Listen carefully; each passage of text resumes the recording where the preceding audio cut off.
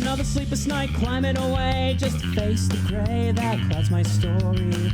But if I want a shot at glory, it's the price that I gotta pay. Another string of scrims all day long, I can't be wrong, it's my shot at glory. I need to tell it they want my story. No, I have to sell it and prove I belong. Mock all you want, talk all you can, I silence you all without a single word. Shout all you want, doubt all you can, there's nothing you can do to stop me now. Writing my origin on a road to redemption. I'll survive these proving grounds, climb to the top and claim my crown.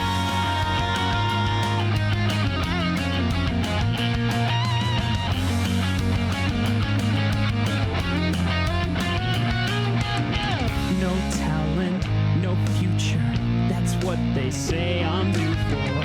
I'll show you, soon you'll see just what's me. Finding my origin on a road to redemption. I'll survive these proving grounds, climb to the top and claim my crown. Chasing my only dream, on and on till I'm out of steam. The path ahead is mystery, but my vision's bright, it's my story.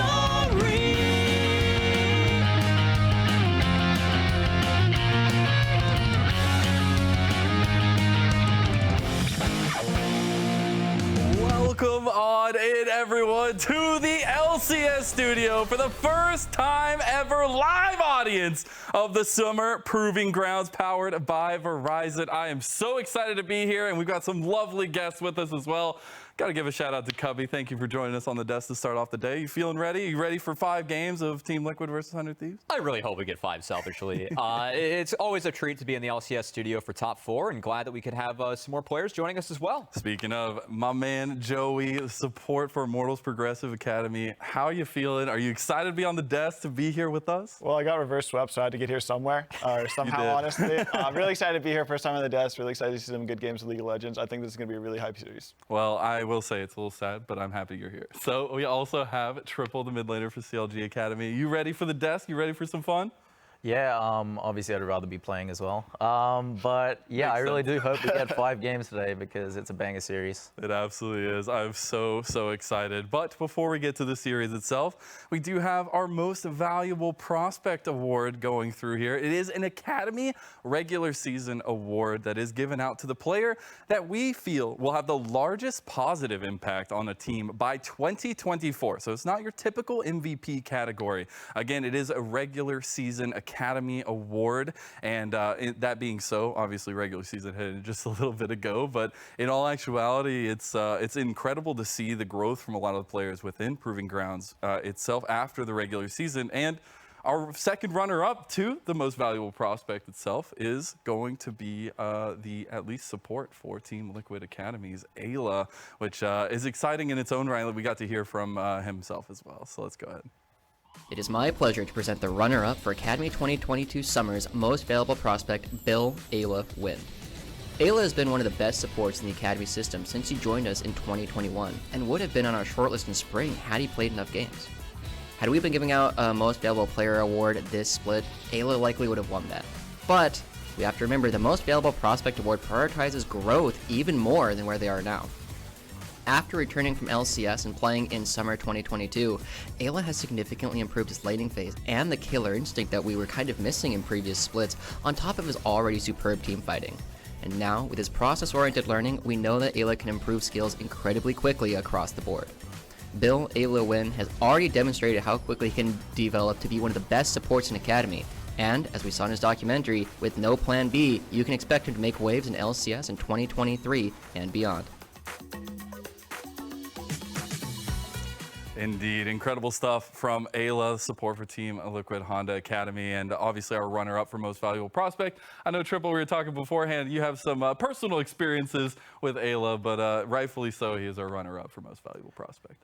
Yeah, no, I've been playing with against this guy, rather, since the O's days. And seeing his progression every single year, his work ethic is really impressive. And the fact that he's able to like linearly improve over the course of 4 years now, I think, just goes to show like what kind of player he is. And I did want to say from personal experience, playing against this guy is really hard as a mid laner because he's just always in my lane. So let's just say if he does win his lane, even if he doesn't, he's going to be a big impactor on the map today. And support role over there, you got any thoughts on Ayla after especially the last series?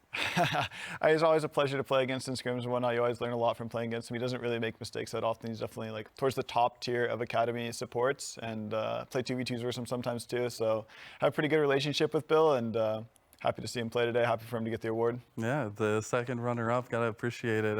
Especially Cubby. You know, I know you're a Busio fan, but Ayla himself, you got any praise? I think Ayla is just such an incredible player. It was actually funny after the LCS finals in Houston for spring. We actually ran into him in the airport. It was like so many of us were stuck. And I remember talking with him, like they were going to boot camp in Korea, and I was like, hey, like I don't really want to cast you next split because I really hope that you make the jump. But Ayla was back, and I think that what Triple said is so true. Like he is someone that we consider to be an LCS ready support, potentially even top 5 in that league. And he continuously finds ways to improve in a league where we expect him to already be better than everyone around him. Yeah. I think that really speaks to Ayla, his work ethic, and how talented of a player that he is. And it was a very close race. It was. We'll talk more about that later, but definitely shout out to Ayla. He had a great split, and I know that they're hoping to get a win today to, make sure they keep on. Make a little good on that, yeah, for sure. So Ayla is our runner-up, but without further ado, let's reveal our most valuable prospect for at least regular season of Academy, summer 2022. Busio, within his Academy debut year, has been shining. This is a player on 100 Thieves Academy that we have been hyping up. I started competing as a mid laner on Polar Ace in 2020, and then I swapped to support to play on 100 Thieves next in 2021. I swapped because I knew no other support really has the advantages of the mid laner mechanics and the mid laner champion knowledge and fundamentals, and I knew I could definitely be more unique and just a better support. Like it just maybe an attempted 2v2 dive with BMFX still surviving. The knockup onto Cowrie. He's getting a lot of damage with the lashings that he's taken for Busio flashed in. Kills them. Boom! From my spring split, I've definitely improved a lot in summer, especially as a team leader, because last split I was coming in as the new guy on the team late into the split. But this year I took up on a lot of responsibilities as a team leader. We lost a lot of our experience, right? Ken V and Gamsu and other big established 100 Thieves names moving on, and with a group of 19-year-olds and 18-year-olds, he stepped up and has been the leader there, and he's taken on leadership advice from people like Closer. My biggest shot calling inspiration is probably Closer, because in-game, he asks his teammates questions about what they need, but then he also knows what he needs. And then he's also a great team leader out of game because he's a really good motivator and he hypes up his teammates. Yeah, I kind of give him prompts after I see him doing well in the academy. I messaged him and said good things about him. It's good to see that he's seeing me as inspirational. Busio is a really good mechanically player. I think he's definitely good and he works hard.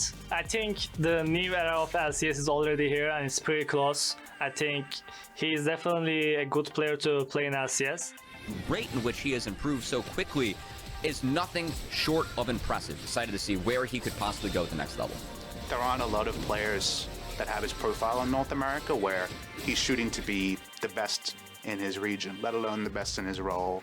He has a very open-minded approach to learning, and then he's also naturally talented. And if you have both those things and fit the profile, I think you have to be a success. If he's not competing with Vulcan to be the best support in NA in less than 2 years, something went wrong. He was underserved by me or his team or his coaches. That's his potential to be the best. With this being the most valuable prospect, I know that it doesn't mean I'm the best right now, but that it means I have the potential. And from this past year, I know how much you can actually improve in a year, and that a year is a very long time. So I think in 1 year, I can already be a pretty good LCS support, and in 2 years, I could be the best. He's checking all the boxes. So the fact that started with scouting for a mid laner and ended up with the most valuable prospect support, Busio's doing something right. Congratulations to Busio, the support for 100 Thieves Academy, as he is our most valuable prospect for summer 2022. Huge congratulations to him. Obviously, leaps and bounds of growth, but I know I've got a guy over here ready to go on the soapbox. So, Cubby, go ahead and let all your Busio love flow. This was a really close vote. For people, like us behind the scenes, we scheduled a 1-hour meeting as a broadcast to talk about who our most valuable prospect was. We all listed 5 players. It ended up being Busio and Ayla, only 2 points differential. We were then all asked for 1 player because it was so close. And as a broadcast, we were split 4 and 4. Yep. Multiple people jumped sides. I will not name names. Rafa. A lot of people jumped sides. Angus. This was a very contested vote. And I think that it really speaks to the quality of player that we have in both Ayla and Busio. But the reason that I was always on the Busio train and why I really felt like he was deserving of the award is the raw mechanics that he brings and then how much he's improved in 1 year. We're talking about Ayla's improvement in his 4th year, but where Busio went from at the start of spring to where he is now in summer, and even the start of summer to now, it's nothing short of impressive. The line that Papa Smithy said about him trying to compete with Vulcan for the best in the region, best in his role, he might have stole that one from me, but also it's true, and that's why he said it. And I really think that when we have 2 players and people of this caliber, it was a real treat to watch them both compete in Academy. Real treat to talk about them for this award. Really excited to watch them compete today as well. As everyone at home gets to see really a first glance at 2 people that I think are so deserving of being in LCS next year. Yeah, it's actually incredible we get to see both of them going at it today. But Joey, I know you had some thoughts on Ayla, but now transitioning to Busio, any different thoughts in how he approaches the game? I think he's just like really good mechanically. It's insane how much he's grown in a year. Honestly, when I first played versus him out spring, I was like, this guy should probably go back to mid lane. And now, honestly, he's probably one of the better supports in Academy. So really excited to see him get the award. He's just overall really gifted mechanically compared to the other supports. Like no one else is pulling out Yasuo like he's pulling out Yasuo and getting as many solo kills as he gets. So it's cool to see a player like that in NA, whereas a lot of people are just doing like the traditional like play macro, play like Nautilus, play Leona, and just like roam. But he's like really playing lane dominant, and I like to see it a lot. It was really interesting to hear BMFX, or him talk about BMFX, like he's the enabler for all my crazy stuff. But for you, Triple, especially, I know you were saying there's a personal aggression from Ayla into your lane, but Busio as well, I feel like, has had a lot of proactive plays. Do you have any thoughts about Busio? Yeah, I feel like I could go on all day about like these personal attacks from these supports, but yeah, you were saying maybe you should go back to mid lane. Well, my point is he's probably going to end up there anyways in this series, and his previous experience as a mid laner, like Closer said, is going to make him understand what his mid laner wants a lot more, and that doesn't only go for mid, like it goes for ADC, it goes for top lane. Like he understands solo lanes, he understands what his team wants. And I think that's his edge over Ala currently. Yeah. I also think that, like, watching what Busio's done this year and the work that he's put in, I know Champs Q was outside of the game, but, like, watching how much effort that Busio, Ayla, and a lot of others, like, I mean, you guys spam the hell out of Champs Q too.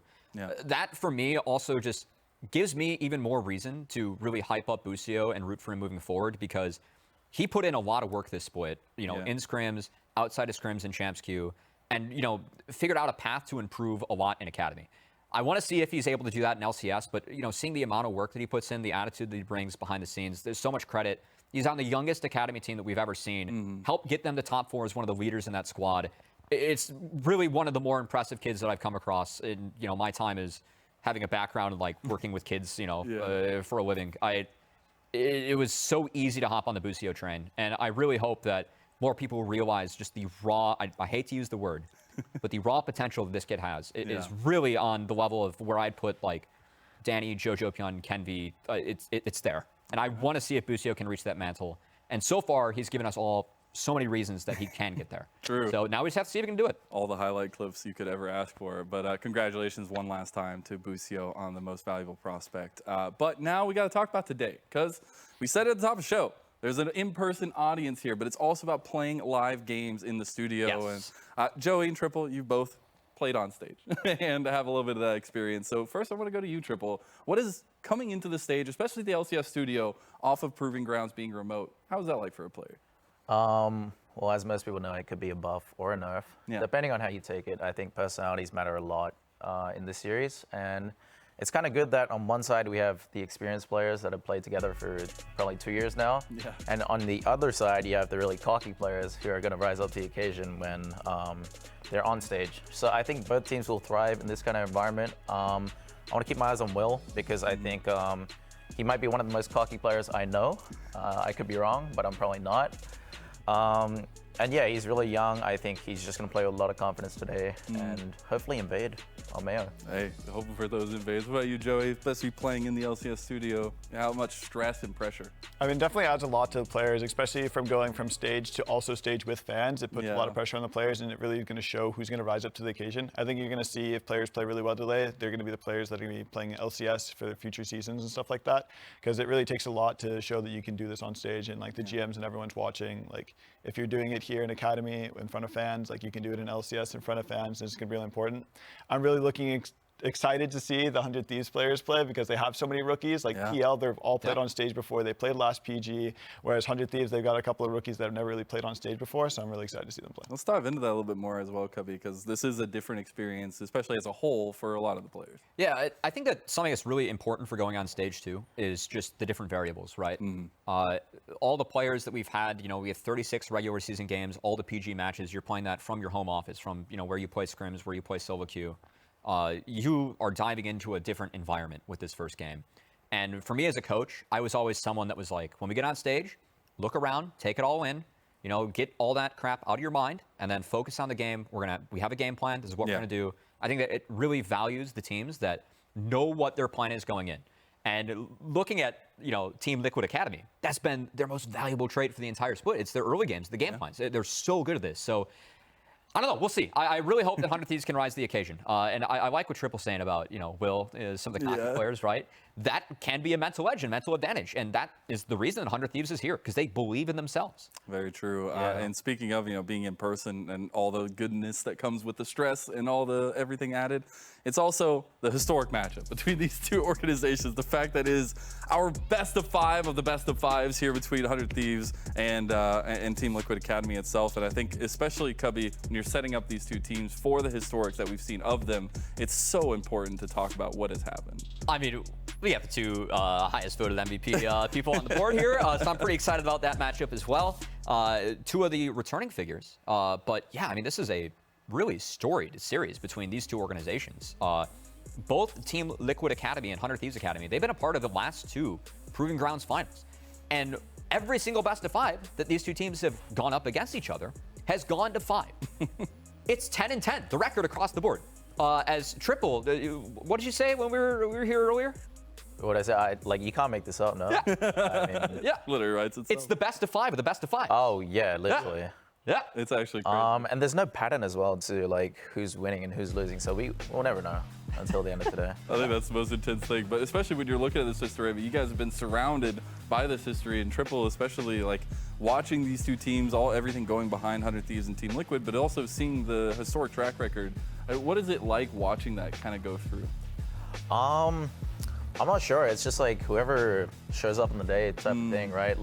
It looks like both teams are playing to win, not to not lose, right? So that's already the mentality you want to have.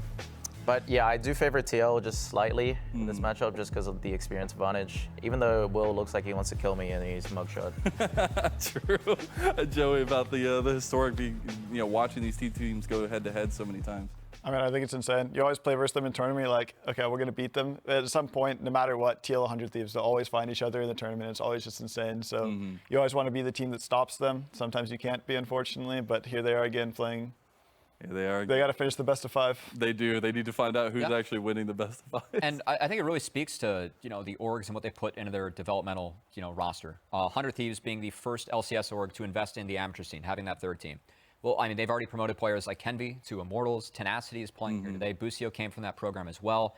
And then on the side of Team Liquid, I mean, they are the team that has the big budget super team roster that may or may not get to Worlds. But with their developmental program, this was a 10th place team in 2020. They have completely turned things around since Spawn, Armeo, Ayla came in. I think it really speaks to the success that they've had at this level as well. Yeah. And we'll see if they can make that 3 finals in a row, or if 100 Thieves will be the team that has a chance to do that tomorrow. It is really exciting. But the road here was not easy for either team. We're lauding these teams so much, but both of them in their last series went to nail-biting Game 5s. And I know, Joey, you have a little bit of maybe recency bias here in the recent series against Team Liquid Academy. But as a whole, right, their paths here to this point, to the finals week, has been really interesting. Yeah, it still hurts a little bit to talk about. I'm gonna be completely honest, getting reversed up like that. But I mean, it's crazy to see a team like that when they're down 0-2 to still have that mental to come back and just keep the momentum going, game to game and game to game. So it's really like a lot of respect to them. And I mean, 100 Thieves hasn't had an easy time either. Like they went to losers bracket straight. They lost to an amateur team. People were probably memeing them on Reddit and whatnot. Like comments get to you a little bit, but they went through the losers bracket and now they're here, top 4 again. Yeah, and Triple, especially watching that kind of run through, and especially all that the pressure we've already been mounting up. What do you think about that kind of run, the situation for both these teams getting to this point? Yeah, I don't actually like how some people in the community paint them dropping games in a negative light. I kind of feel like they rose up to the occasion and they came back from 0-2 down, right? Like these teams have been in like a collective, I think 6 match points now. Yes, 3 each. Yeah, 3 each. So they're tied in that too. That's crazy. But yeah, being able to come out ahead in 6 match points collectively just really goes to show like when it matters, these guys show up. And yeah, that's the edge they have on the opponents. And that's something that we already knew about TL. I mean, given the fact they are our champions from spring, right? But seeing 100 Thieves with a bit of a different roster, and again, the youngest roster that we've ever seen in Academy, actually go through that entire lower bracket run after getting knocked down there by Keel, who was a sub for 100 Thieves next in the spring as well. Had some history there with the 100 Thieves org. True. And then coming back to actually beat them in that game 5 too. I think it really speaks like we have 2 teams here that are battle tested in this tournament. And that's something that, you talked about going on stage, the fact that you already have had those match points. That's huge for when you get on stage. You've already dealt with those nerves at home. Playing in the game 5s, playing the match points, like that makes getting on stage easier. Now it's the level up. Absolutely, yeah. I mean, these guys have had all the stage practice. They've maximized the practice they could get out of the stage by dropping games. So let's just say that, like, they're gonna feel warm, no nerves coming into this. Well, it's very exciting. But in both of the series, the last series for both these teams, it definitely felt like the top laners were really stepping up in their own extent. And getting to hear a little bit more from them, especially getting to hear Tenacity and Bradley talk about each other, I think was super interesting. But in actual, the matchup itself is going to be so important for this one, Triple. Yeah, I wanted to touch a bit on Bradley because there was an interesting stat going around, which was I think he had 26 solo kills in the regular season Academy. He's actually picked up 3 more in playoffs.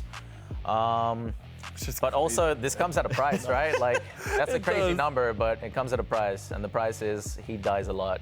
So, yeah, it's going to be a lot of volatility in the top lane. Expect it to be like kind of the classic first jungler top wins, but in this case, it's going to be more than just a jungler. First mid, first sub, first jungle. Whoever comes top wins the game. I like that idea. We'll see, I guess, how that works out. Joey as well, the top lane matchup. For me, top lane's just going to be really interesting in this matchup. I think that for support, top will be really great to see as well. I think that they're going to be going up there a lot because I think it's just a big ego battle up there. I think Tenacity has just a massive ego in Academy because he doesn't deserve to play here and he doesn't feel like he deserves to play here, and he kind of shows in his gameplay. And, Bradley thinks he's pretty good too, so we'll just see the ego battle in the top lane. I'm hoping for the humble battle for Bradley at this point, but especially looking at that top lane with that volatility already said, Cubby, it's so crucial for this series as a whole. I think that the top laners that we have in top 4 actually, might contest for the strongest role that we have. So I mean, if you win this, you have to go through Darshan and Gamsu too. Yep. That's not the easiest path. So I think these guys are really going to be testing each other today. And it's going to provide fruit for them for the rest of this week moving forward. It really is, and I'm so excited to get to see both of them go at it, see the humble or the ego, which one comes out on top at this point. And we actually did get to hear from them as well. So I believe we got to talk to Tenacity and Bradley. So let's go ahead and check out what they had to say. Bradley, I do not think he was very good as a mid laner, but this split top lane, he's actually proved he has very good laning prowess. I think he's definitely second best laner behind me in Academy. Really good job, smurfing. I think Tenacity, amongst all the competition, is probably the best one that I am going to play against, which is rather unfortunate because I would have liked to be 100 Thieves in the finals kind of again. So it's rather unfortunate that I have to play him earlier on. So I do think that, yeah, he is probably the best top laner in Academy thus far. I would like to think I'm second, but it would definitely be a really nice challenge to play against him because I think, if I can do well I think that would really solidify like my place as a top laner, because it would prove to other people like, hey, you know, he's really amongst there with tenacity and like that kind of thing. You can just hear a little bit of that difference in the attitudes for a little personality there, especially Triple. Yeah, literally.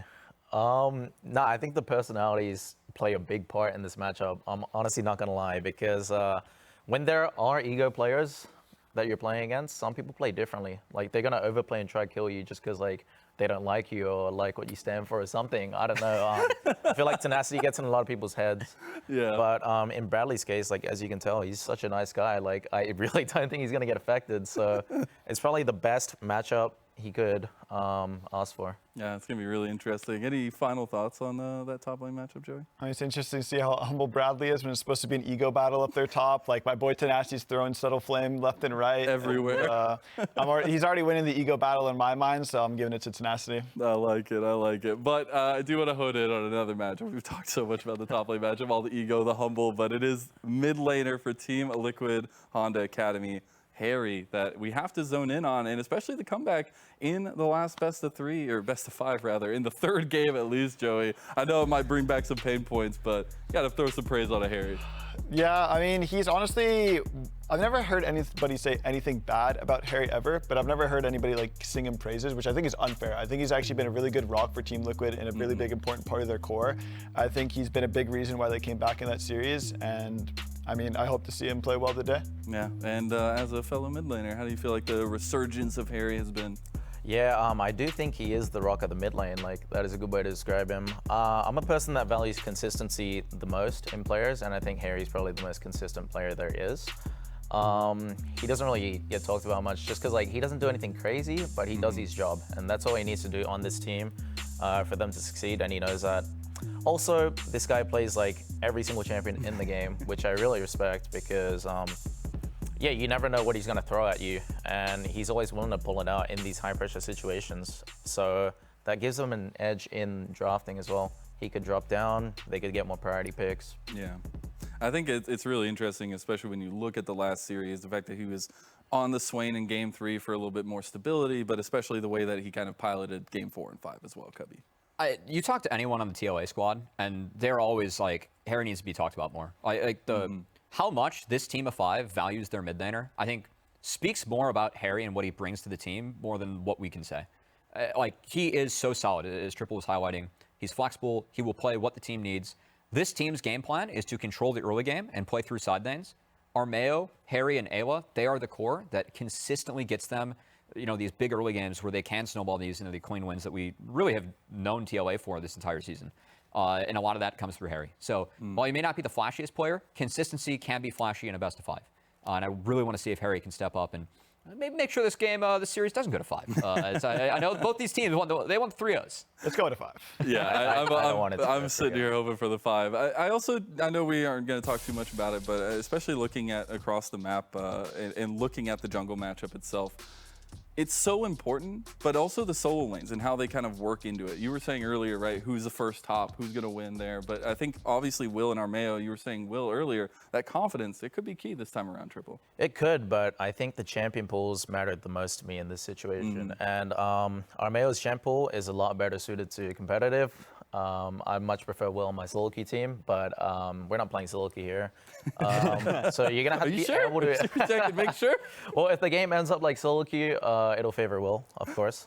But Armeo picks junglers that can affect the map at level 3, maybe even earlier. So I can't see this matchup going any other way. I favor Armeo like pretty heavily here. Okay. What about you, Joey? Any thoughts on the matchup in particular? I'm gonna have to 100% agree with Triple. Like, I don't think it's gonna be that close in jungle. I think that what Armeo plays compared to what Will plays is just like a direct counter to everything that Will wants to do on the map.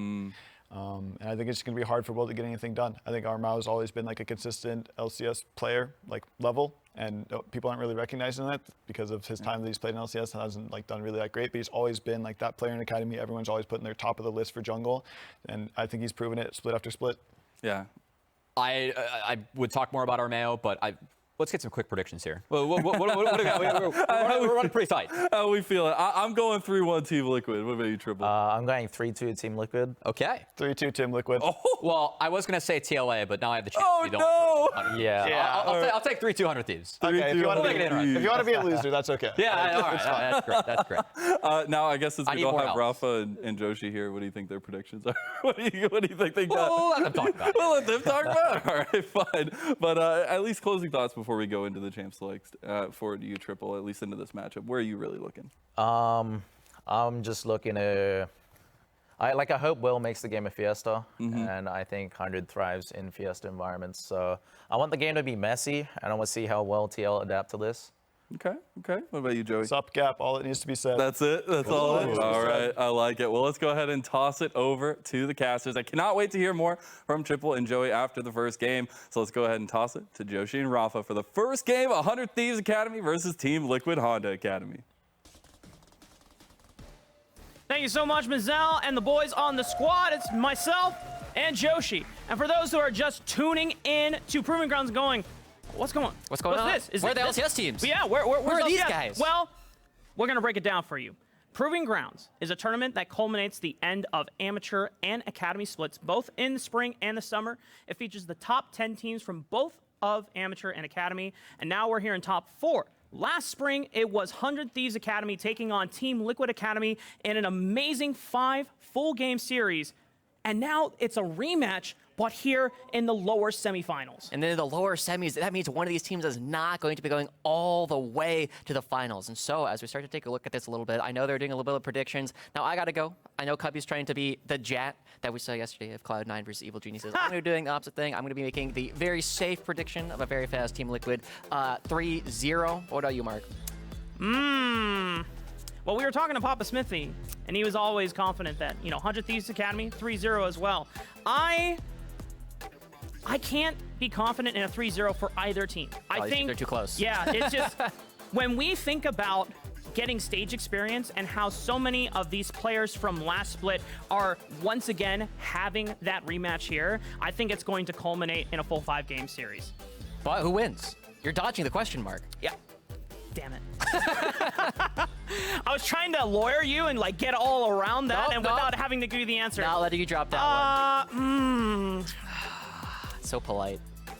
I don't want to have to be the person that does that. But It's you know okay. what? You can say 100 Thieves for Papa. He's already in the crowd. You know what is going on. But as we start to think about this a little bit more, we got to talk a little bit about what you talked about, the first stage experience for some of these players. Now, we know players like Will, BMFX, this is some of their first time to actually play on the stage, but it might be a surprise to a lot of people. This is going to be Tenacity's first stage games as well. Yeah. When he was winning all these Proving Grounds, when he was doing well in the amateur and academy space, it was all remote. It was during the pandemic. Yep. And so we only really have Jimin and Jimin and Busio coming in as players with the rock tested, the battle tested, coming out onto this. And remember what Busio was saying last Proving Grounds, first game, all nerves. Yep. You got to get over that fast. That's right.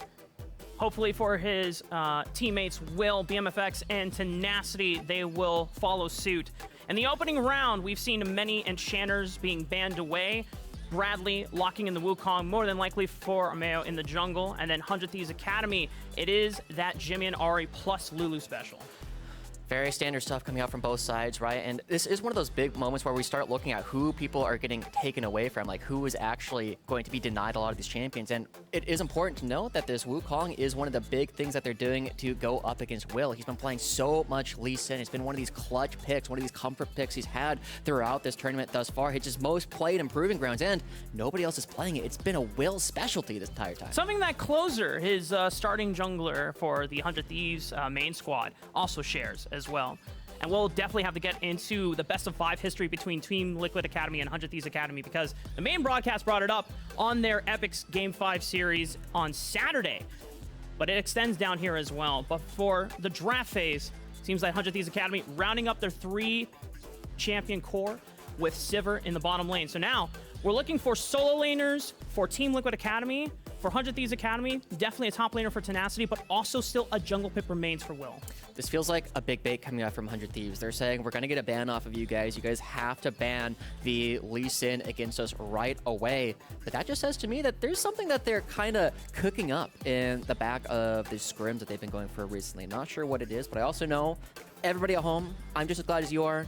It's not going to be a Zeri Sivir handshake. Once again, we are differentiating ourselves at least a little bit from the LCS. But as we look at it, I do really like the compositions from both teams. They both have very clear ways to go in. You have the Nautilus and the Wukong who can both engage for Team Liquid. 100 Thieves, they're engages a little bit more focused on running at them really quickly, but you still have 2 picks that you can go out and grab. And one of Tenacity's things that he always starts defaulting to when we start getting into playoffs is Ornn. He's actually one of our best tank players that we have in Academy, even though we think of him as a carry. Well, it's so funny because when we think of Tenacity's history back on 100 Thieves Next in 2020, we remember the meme being given the Ornn McNuggets like, hey man, you know what? You got to get off the carry champions. You got to start playing the tanks. But even regrettably, Tenacity having to be on Ornn duty, he got so damn good at it, and he was able to pull off many solo kills, apart from that one turret dive after World.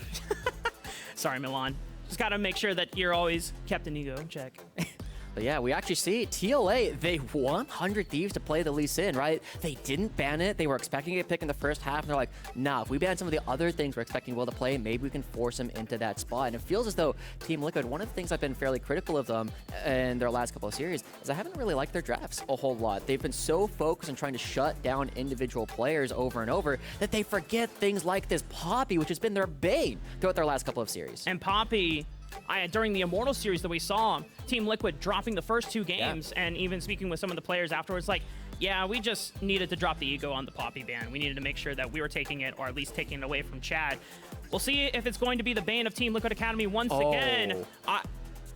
No way. I mean, it's Jan. It's Jan. He troll picks. He troll hovers all the time. Right? Are we getting fishy? Okay, there we go. Going back to Harry on the Swain, getting a little bit worried there, but this is definitely a composition that can really be shut down by the Poppy. You knock Swain out of there, suddenly his ultimate's not going to be doing anything. Armeo needs to get on top and stay on top in order for this character to have the same kind of impact. And now that we see the Silas coming through, it is kind of leaning towards a little bit more of that still low Q coming out from 100 Thieves. This is what Triple was saying was going to be benefiting Will. And when you have these double magic damage solo laners in Tenacity, Silas, and Jimmy and Ari, there's no tanks. You don't care. You don't care that you're doing so much magic damage into this roster. So TLA, they're opting into this more chaotic style that 100 Thieves have really thrived with. And so one of the things that we always ask about when a Swain gets locked in is we run a damage check on the opposite team. Because if Swain gets far ahead, it is very difficult to take him down once he pops Demonic Ascension. So I'm asking you, Josh, you know, even just with Sivir, is that enough damage to take down a Swain? Well, just Sivir taking down a Swain, probably not by themselves. But you know what they do have? What do they? They have their own Swain. It's Silas in the top lane. True. And it's just oftentimes a better Swain to come through. So I really like this 100 Thieves draft. Again, I was very calmly predicting a Team Liquid 3-0, but I really like what we're already seeing coming out from 100 Thieves. I think they have the tools that they need in order to try and take it down. And one of the things that's been fascinating for me about 100 Thieves so far is we've been seeing a lot more of these melee-style assassin, single-target burst champions coming out from Jimmy. And in this Ari, he's been playing it quite a bit so far from Proving Grounds. On the other side, Team Liquid Academy. This is not only the Swain, but when we were talking about the top lane as well, it's the Akali matchup, and it's a blind one as well. So for Bradley, talking with Triple, talking with Joey, they're always fascinated by the stark contrast in personality versus how he plays. In person, very sweet, very well-spoken dude. In game, absolute psychopath. And you're going to have to be one if you want to take down Tenacity in the top lane as we head to the Rift for Game 1 between Team Liquid Academy and 100 Thieves Academy. And oh boy, it's good for us too, Mark. We got a crowd behind us. We got the crowd. This is going to be some of the first time that they have to listen to all the cheering that's going to be going on. But Alo, good ward. Be a little careful, right, as they start going out. Now, I got to say as well, I've been a huge Ayla fan. I'm so sorry, Bill. I tried as much as I could to try and get you the MVP. Joshi already writing his apology. Already writing it. It's much longer than that. And one thing, too, for Team Liquid, they saw that when Will popped the sweeper, Jimmy also showed that is the only information that they come out with in this level 1 play. No one else was shown, even though it was all 5 members from 100 Thieves Academy. So Team Liquid, the only information that they can work with is, okay, it's safe enough to get an early ward into the Raptor Pit. And now, for Poppy, a lot of the times, you can make early plays, but you're a pretty decent tank. Your engage is charging in and trying to get a keeper's verdict off, but you're more useful keeping threats away from your backline. One of the biggest things about the Poppy that you are identifying, right, is the number of times you save your teammates from death is oftentimes worth more than the KDA you're missing out and actually taking a lot of characters down. Now, he does have a couple of good characters you can try and stop, right? Bradley and Nikali's got dashes, Armeo has dashes, Ayla also has these dashes that Will can't try and stop, but this is going to be the test for Will. He's only played it twice so far in Proving Grounds, and it hasn't necessarily had as much success, although he does have a very good KDA on it. Taking stock of the first couple minutes of this game as well. We know that both of these junglers are probably going to favor standard clears. Not really anything too spicy in these lanes.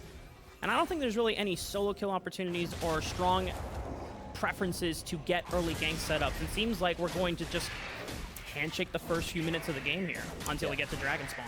And typically, when we see these kind of openings, they favor Armeo, right? John Armeo, that general that we always go to, he's one of the big voices we know for Team Liquid Academy. And as Triple was saying, has been one of the most consistently strong players that we've had in Academy. Almost every single time this guy plays, you see him as a top half player, and the hook goes wide.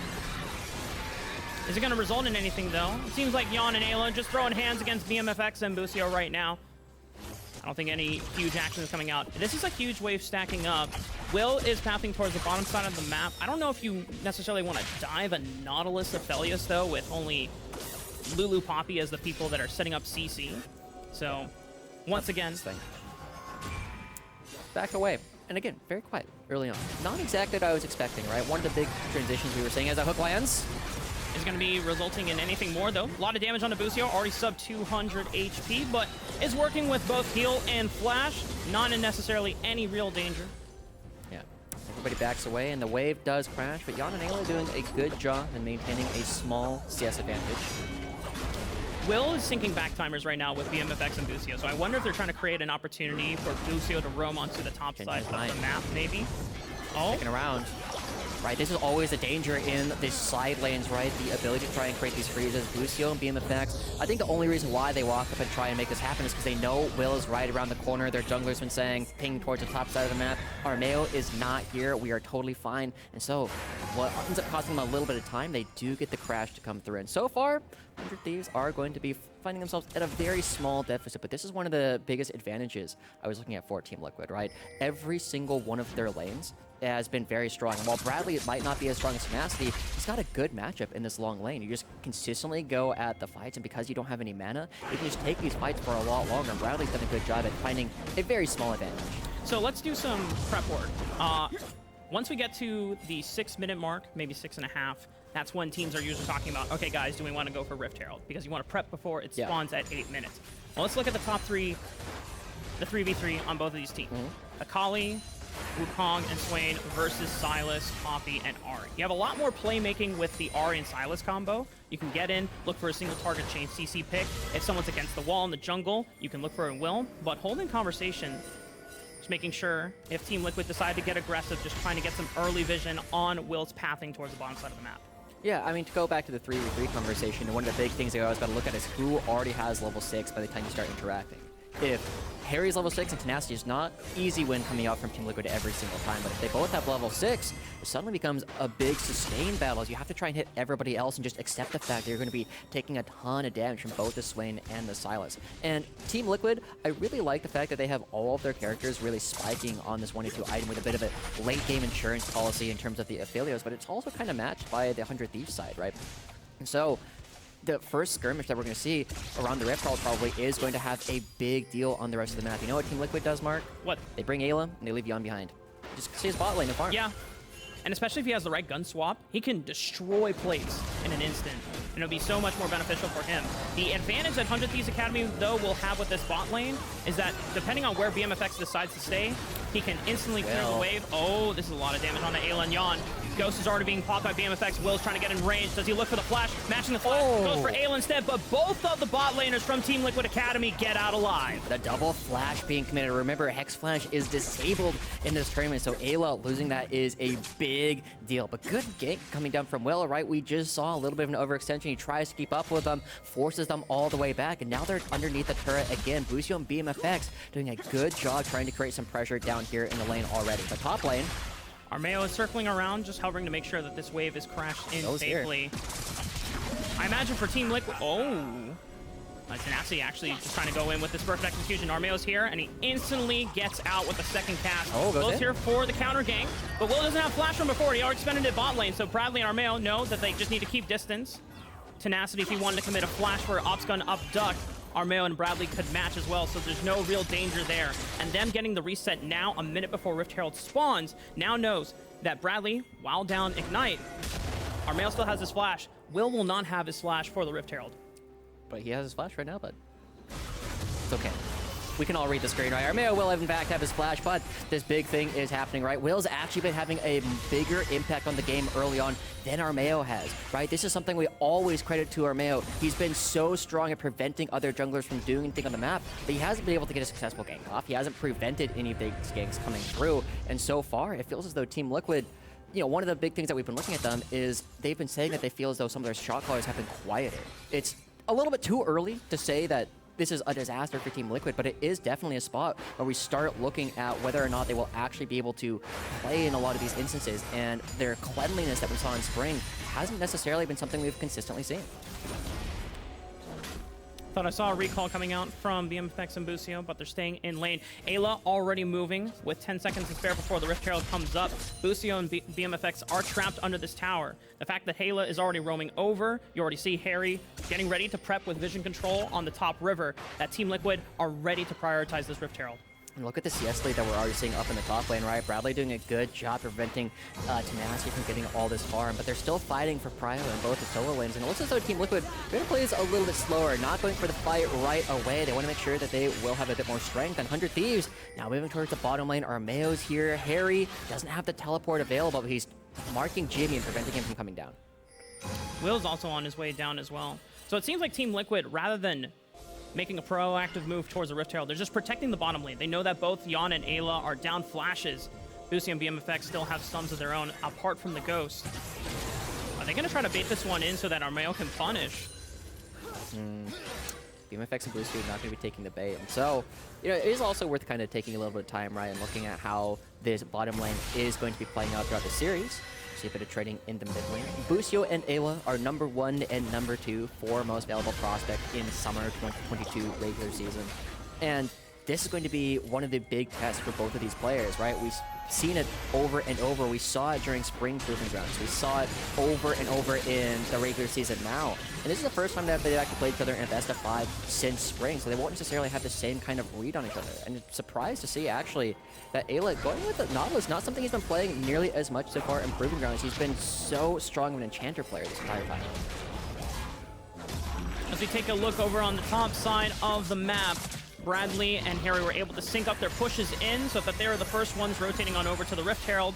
Will has his flash available, is around the pit, but I don't know if he's going to be able to get in safely, but he's going to show himself. Armeo has the smite, hits the eye, they get it, and now they're going to potentially force this fight. Will still has a flash, so he can get out if he decides he no longer wants the skirmish, and they recognize that once the Cyclone is down, they can maybe go for an extended push. Jimmy popping Spirit Rush, they want this fight, but I think they're too far away to be able to close in on them. That's a lot of committal coming out for 100 Thieves to try and find the fight. They do end up securing a blue buff with Busio around, but Ayla's here too. Oh, and he baits it. Armeo dashes out before Tenacity connects, and Ayla is here. They get first blood for Team Liquid Academy. But we also got to see the Valley of the Poppy, and now Bradley goes in looking for Will. He's chasing for it. Will doesn't have flash anymore. Can he get the movement speed off of these empowered auto attacks? Looking for it. Busio is going down. And Bradley, one of the solo kill kings of Academy, coming through, finding another one on Busio at the very end. Even though it was looking so close for so long, Team Liquid are the ones who are going to be coming out ahead. They find themselves the Rift Herald, and they only lose a blue buff for it. This is fantastic coming out from the Team Liquid top side. And this is already a difference in the experience for both Tenacity and Will, making their first stage game on the LCS stage here in Proving Grounds, wanting so desperately to force that play, pulling Jimmy in over. Team Liquid Academy, they know what cooldowns to dodge, and they bait them in perfectly. And it's such a good job from Harry, too. One of the things that people often say about him is he's just this strong mechanical ball, but he gets in your face. He did this on the swing before. And Armeo, can we praise him real quick? Yes. Dodging away from the charm from Jimmy and dodging away from the stun from Tenacity. The fact that he is alive right now is one of the most impressive things about him. We were talking to Triple before the the games actually started, and he was saying one of the best ways you can tell if somebody's good is if they dodge all of your skill shots. Armeo dodging 2 crucial ones there that win them the fight. And when we were talking about the most valuable prospect award, and we wanted to differentiate it that it is much different than MVP, one of the examples that we gave is, hey, if we want to talk about most valuable player, Armeo was probably the top of multiple people's list. This guy is so damn good at keeping his team ahead and making sure that everyone is safe as they push aggressively and keep their CS numbers at the top of the charts and make the most out of their laning phases. Yeah, and so we're already seeing the classic Team Liquid come through, largely due to what we have been seeing thus far. With only a 2-kill lead, already up 1,500 gold. This is the Team Liquid classic. They consistently find themselves at these leads just kind of out of nowhere, and we haven't even seen plates start falling yet. It's just been this laning advantage, particularly up in the top lane, that we've been seeing. Bradley going up. He was saying he thought that Tenacity was the best top laner that we had in Proving Grounds, the best top laner that we had in Academy. And Bradley's like, yeah, I'd like to think I'm second best. He's making an argument that he might be the best. Already up a considerable amount against Tenacity. This is the blind pick as well, but also benefiting off of that skirmish, getting so much pressure now in the item spike advantage. And because Team Liquid, they have the gold lead, this is how they make use of their lead. We talked about quite early games are no stranger to Team Liquid, but it's the mid game once they come alive and they just take control and force you out. Ayla gets engaged on, so he just sends the death charge right onto Jimmy, and Boosie on BMFX hunting from the right side. And that's Ayla being picked off. That's a lot of damage from Jimmy, and Yon forced to flash over the wall. 100 Thieves still no stranger, though, to being able to press on the accelerator, no fear whatsoever, and force Team Liquid out of their own jungle. And a great fight coming through from 100 Thieves as well. They see Ayla goes a little bit too far, and the fact that Team Liquid don't lose anybody else in that fight is absolutely wild. Yet again, defensive plays coming through. But Ayla, one of these players that we've been looking at for most valuable prospect, still gonna need to see a little bit more from him, right? He was trying to create a little bit of pressure, but goes too far forward, gets himself caught, and it prevents Team Liquid from actually trying to take the dragon. And interestingly enough, Armeo just dropping the Rift Herald in the mid lane. The distraction Carnifex, I think, going to be used to create enough pressure so that Team Liquid can try again. A play that we see kind of originate during the spring. Crash the Rift Herald mid lane. Enemy team forced to deal with this, so then you get Prio into moving into the river first. No minion wave there to be messed with as well. Like you said, that allows for first dragon to be secured for Team Liquid. First Rift Herald, first dragon, objective game. It is Team Liquid all the way. Yeah, and 14 minutes into the game, right, we have to look at how these teams have been doing throughout the course of Proving Grounds. Now, Team Liquid's numbers are a little bit lower than they were in the regular season. They're only up about 1,500 gold when it actually comes to 15 minutes. And as we start getting close to that, they're up about 1,500 gold. They're right on track, and they tend to win a lot of those games. But this is unusual for 100 Thieves, right? They are also typically up at the 15-minute mark against almost everybody they played up against Proving Grounds. And as we start taking a look, we'll have to see how 100 Thieves are actually able to play from behind. But they did this a lot in Spring Proving Grounds. This is how they actually scrapped back and just took fights that Team Liquid weren't expecting. And while this isn't a massive gold difference between these two teams, we know that Team Liquid have time and time again pushed and leveraged so many snowballs. Now it's Ayla all by himself, 1v3, but Death Charge into Stopwatch buys quite a bit of time. Can Yon get in and clean up here? But there's too many members from 100 Thieves Academy. Where's the rest of Team Liquid? Harry was on track, but Jimmy marked him, so he could not rotate and respond, and Armeo was not ready for the play. And this is the second time, right? We saw it around the previous Dragon as well. We had Tenacity come down, just gave up a lot of space on the top side, and Bradley ended up getting the entire top lane turret. So even though they get the extra kill onto Ayla in that play, they're giving a lot of farm over to Bradley, and Bradley on this Akali, the last time we saw Bradley go up against Tenacity, he rocked him. 3 solo kills Akali versus Olaf in the previous time, and now you're just giving him a ton of opportunity to just farm up yet again. This character's spiking, he's already got the Riftmaker, and he's up 50 CS on the best top laner in Academy. This is a huge gamble coming out from 100 Thieves Academy. They're basically saying it is far more important for us to get resources into our Sivir so that she is strong enough to start stalling the game for us to give us more time. So it's an investment to get yourself more time so that you can scale on and later into the game. But this pressure reduction means that Team Liquid Academy, once again, are the first ones here to the Rift Herald. Tenacity is making his way over. All 5 members from Team Liquid already here, and they're waiting in this choke point. Jimmy's marking it, though, so anyone that face checks a charm, the charm's gone.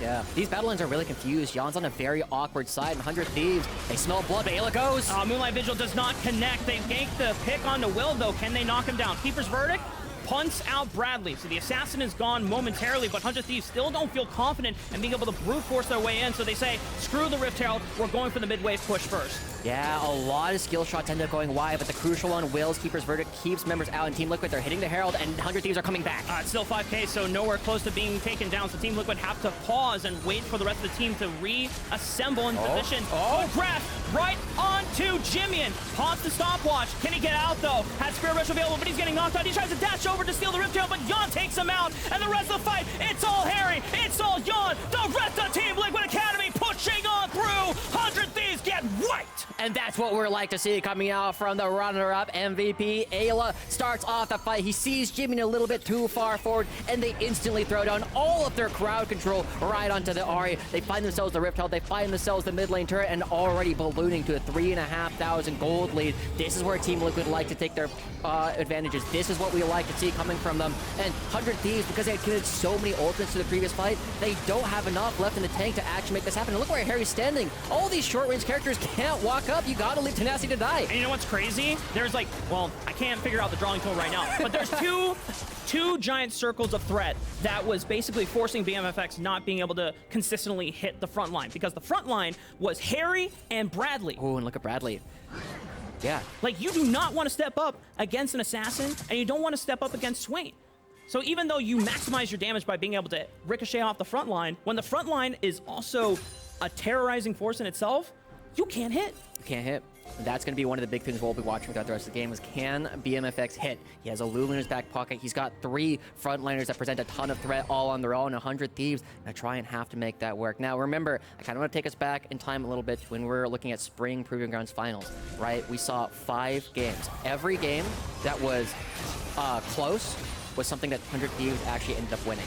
Every game that was a blowout was something that Team Liquid would just stop in 25 minutes. And so the fact that we haven't seen a gold lead that is enough to already say that this one is over actually gives me a lot more hope for 100 Thieves. And I know that sounds weird. They're down 3,500. John, you're talking about how much you enjoy watching Team Liquid's clean gameplay, but we've seen 100 Thieves. They just show up to every dragon, they show up to every objective, and they just win hands checks that they shouldn't.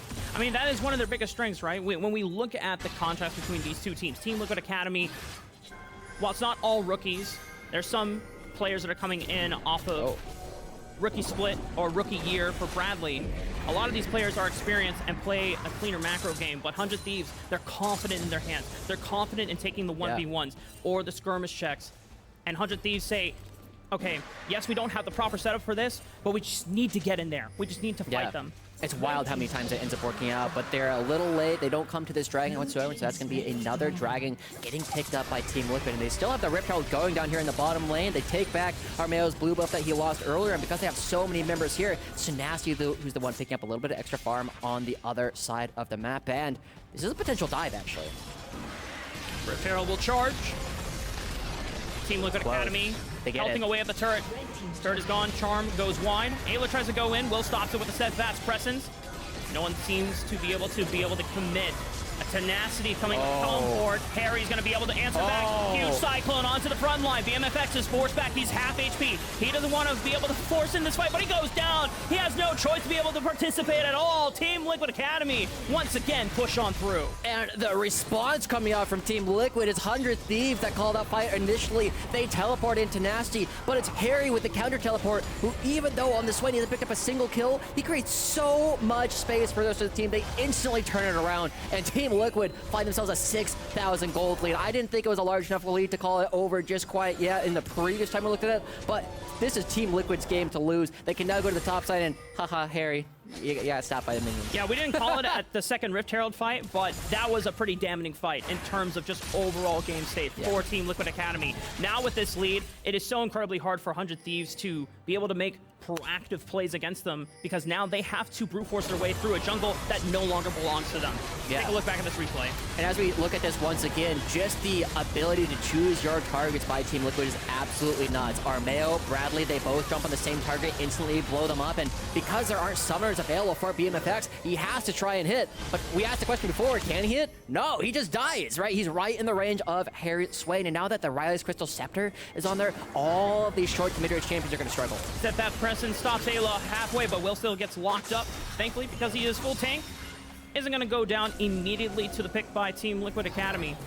We're talking about their journey and reminding everyone that this is only the lower semifinals, that this is a rematch of Spring Proving Grounds finals, and the fact that Team Liquid Academy and 100 Thieves Academy, no matter who wins this series, I strongly think that they are favored or have very strong chances of going all the way, because we remember last year, or last split, 100 Thieves Academy, they started here in the same place. They had to run the gauntlet through Immortals Academy, through Golden Guardians Academy, and then finally coming up against Team Liquid Academy. In the end, they lost, but it was still a very close series. Still very close, and now 100 Thieves, they're fighting back. They are threatening the mid lane turret, but look, they're not necessarily going to be getting more gold off this play, because as the top lane turret falls, that's worth more to the side of Team Liquid than the mid lane is to the side of 100 Thieves. And so, Team Liquid consistently finding these small edges, and now they're looking for a flank.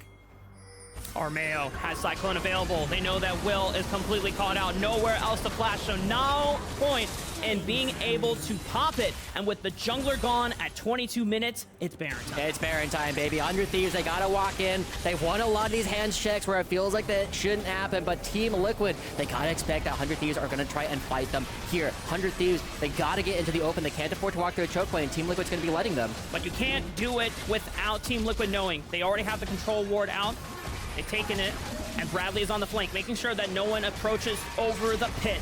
Harry taking stock to bodyguard. Ayla gets chunked, but that means Charm is gone. So that means Jan can gale force forward and look for a huge burst on the tenacity. He goes golden, but for how long? He is gone. And Team Liquid turn right on back into the Baron. And with the squishiest members only alive, it is so hard for them to get into the pit. That Baron belongs to Team Liquid Academy. Team Liquid, they pick up the Baron, and yet again, it feels as though Harry and Bradley being a bit of the stars of the show right now for Team Liquid. Harry holding the line, but Bradley coming around at the same time and making sure that he can prevent BMFX and Busio from even walking up.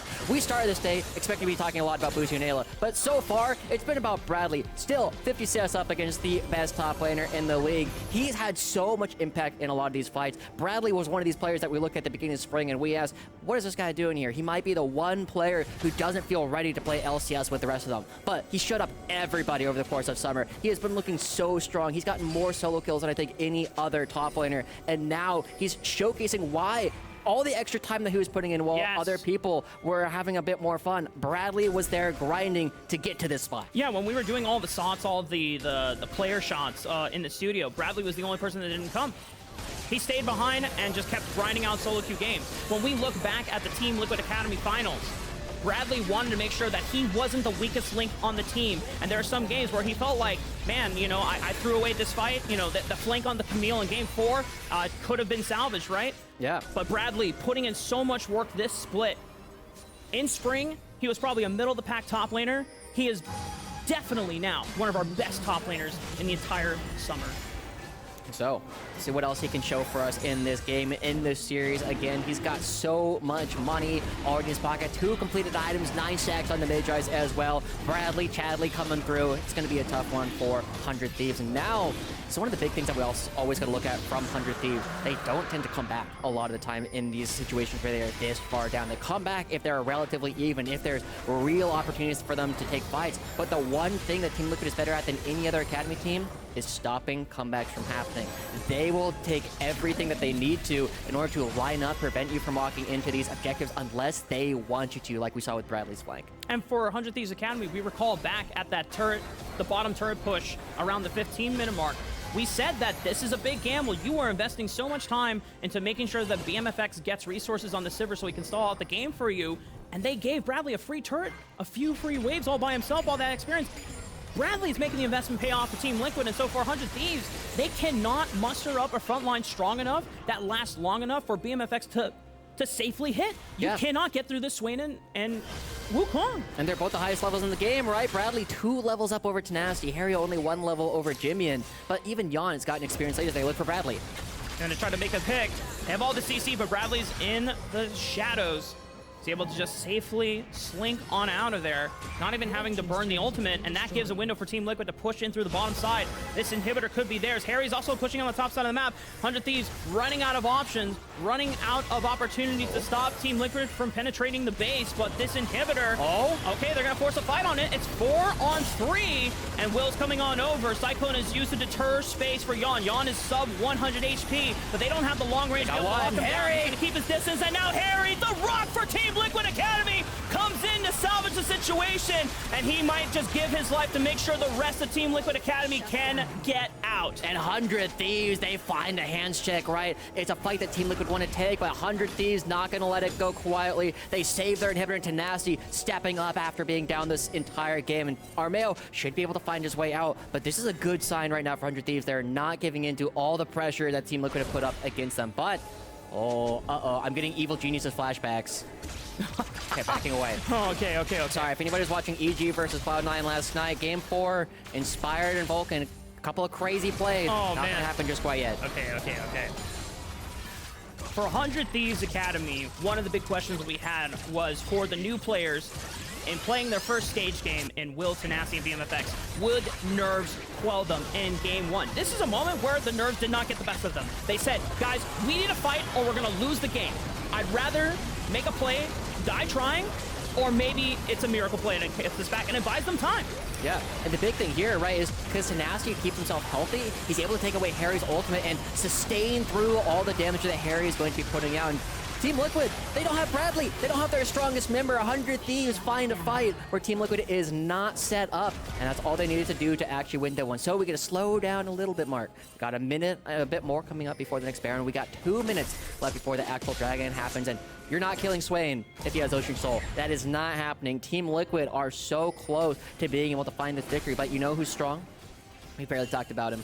BMFX. got 3 items. Kills, 3 items. The Infinity Edge completed on Saber. I said I didn't think it could kill Swain.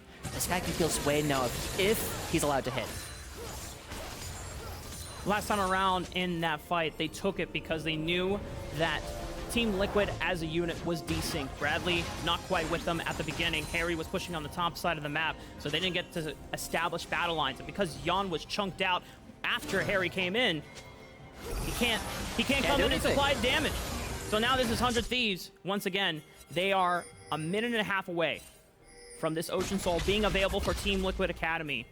And it's gonna all come down to how well they can play around BMFX. This is the guy that they said, hey, you're one of the newer kids on the block.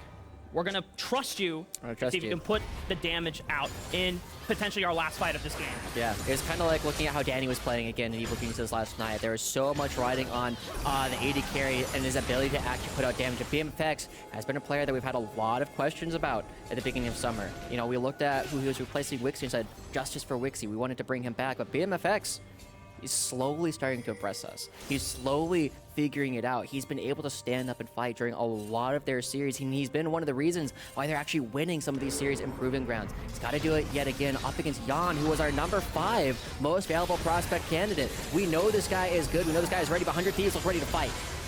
Going for the midway prow first, Tenacity lunges in and has grabbed Death Charge from Ayla, but Bradley is making his way through the shadow. And they have a flank. Armeo approaches from the right side of the flank. Watch for how BMFX, he gets hooked in by Ayla. Huge depth charge. Harry right on top of him as well. BMFX tries to flash away, but Team Liquid Academy, they knew the target. They knew who was the most valuable champion in that composition, and they lunge for him first. Take out the entire source of damage from 100 Thieves, and they all get taken out. And I'm getting flashbacks right now from Spring Finals yet again. Bradley, none of his flanks were working in Spring. Busio was not letting him do this, but now in Summer, Bradley's finding the angles. That's the second time he's had a huge flank to disrupt everything. He and Harry working together like a well-oiled machine, just going right on into the team, and both of them coming up big yet again, and this is going to be game 1 going to Team Liquid. Team Liquid Academy knew what the assignment was, everyone on the same page,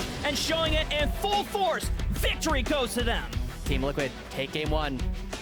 You know, I was expecting a 3-0 earlier. This is a lot closer to Team Liquid. That was the most dominant force in the regular season. They only dropped 7 games out of 36. They won everything else.